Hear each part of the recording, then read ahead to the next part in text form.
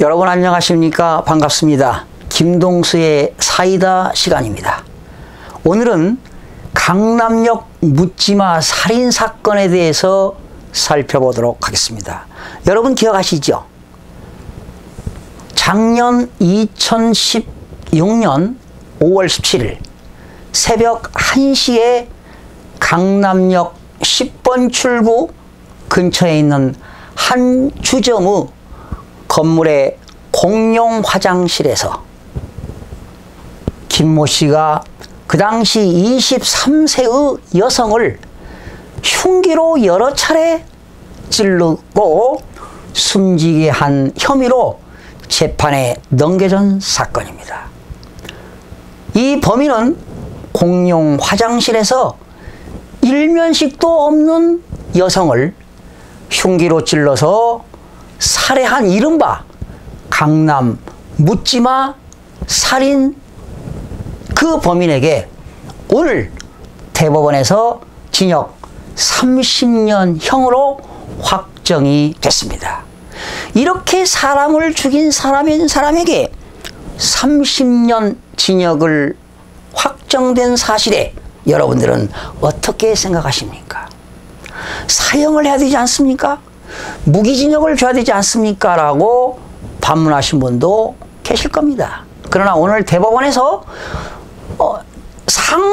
상고심에서도 30년을 선고했습니다. 그런데 대법원에서도 원심 판결을 확정한 거죠. 자, 오늘 이 시간에 강남 묻지마 살인 사건으로 해서 우리나라 형법을 살펴보겠습니다. 형법 41조에는 형의 종류가 있습니다. 형의 종류는 9가지인데요. 최고형이 사형입니다. 그리고 징역, 그리고 금고도 있고 금고형도 있고 자격 상실, 자격 정지, 벌금, 구류, 과료, 몰수 이렇게 해서 9가지가 있고요. 형법 250조에는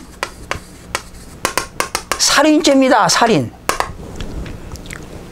사람을 살인한 자는, 사람을 살해한 자는 사형 또는 무기징역에 처한다 그랬습니다. 사람을 살해한 자는 무기징역 또는 사형 또는 무기징역입니다. 무기징역. 그런데 형법 66조입니다. 66조는 사형입니다. 사형은 어떻게 하느냐? 형무소 내에서 교수하여 집행합니다.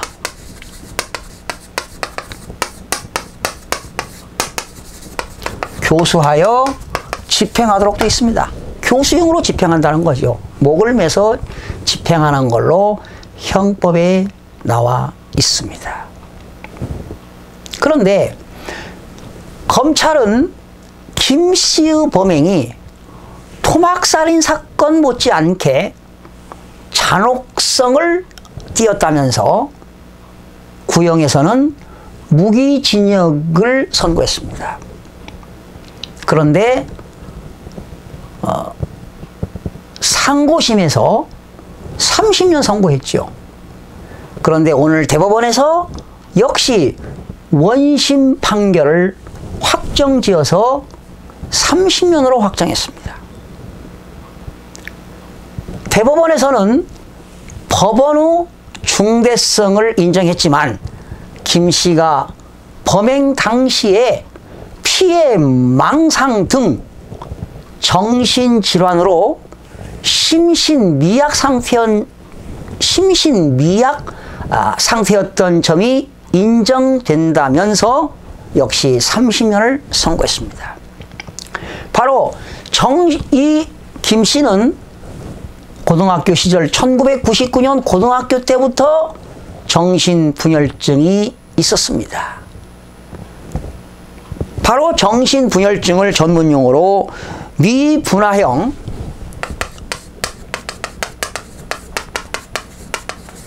미분화형 조현병이라고 합니다. 조현병.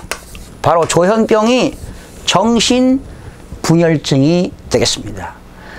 작년 5월 달에 사건이 벌어졌는데 이 범인은 조현병으로서 약을 복용해야 되는데 작년 1월부터 약을 복용하지 않았기 때문에 평소에도 피해 망상 증상을 보였다고 합니다.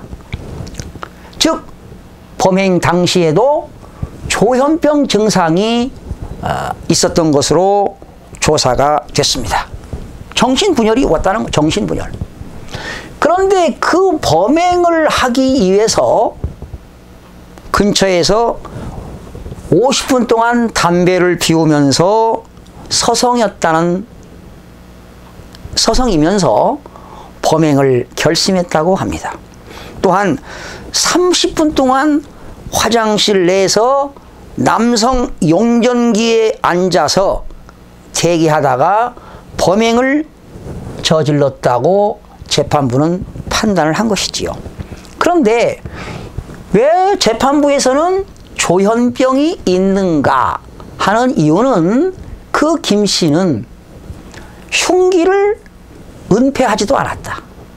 은폐하지도 않았고 사람 범행을 하고 피 묻은 옷을 입고 그 다음날 주점에 출근했다는 사실입니다. 그래서 이렇게 재판부는 무기징역을 선고하지 않고 상고심이나 대법원에서 30년 유기징역을 선고한 오늘 판결을 여러분 알아봤습니다. 오늘은 이 강남 묻지마 살인 사건에 대해서 오늘 여러분 형법 41조 형의 종류와 250조 사람을 살해한 자는 사형 또는 무기징역에 처한다. 그리고 사형은 형무소 내에서 교수하여 집행한다는 내용을 살펴봤습니다. 오늘날 이 현대사회에서 정신분열증인 조현병을 앓고 계시는 분들은 늘 약을 복용해야만이 그러한 위험한 행위를 하지 않는다는 사실을 명심하시고 꼭 약물 치료를 하시기 바랍니다. 오늘은 강남역 묻지마 살인 사건에 대해서 살펴봤습니다. 여러분 다음 시간에 찾아뵙겠습니다.